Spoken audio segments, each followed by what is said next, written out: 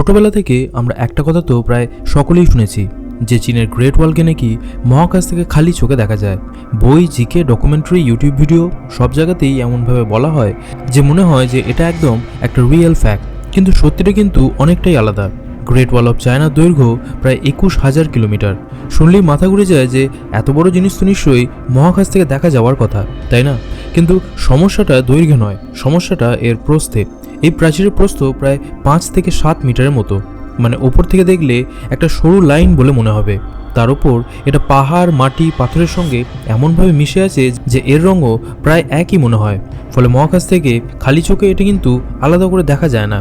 আগেকার দিনে অনেকেই ভাবতো যে পৃথিবীর সবথেকে বড় মানব নির্মিত স্থাপনা নিশ্চয়ই মহাকাশ থেকে দেখা যাবে, কিন্তু বাস্তবটা কিন্তু তেমন নয়।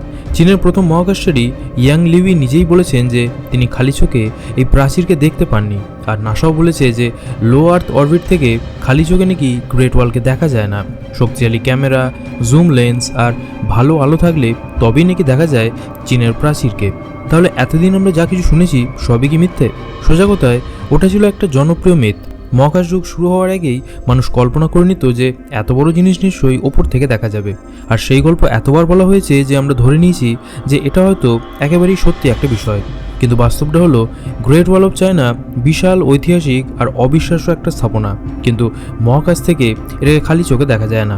মানে সব বড় জিনিসই যে দূর থেকে দেখা যাবে তা কিন্তু নয়। কখনো কখনো বাস্তব কল্পনার চেয়েও অনেক বেশি রহস্যজনক হয়।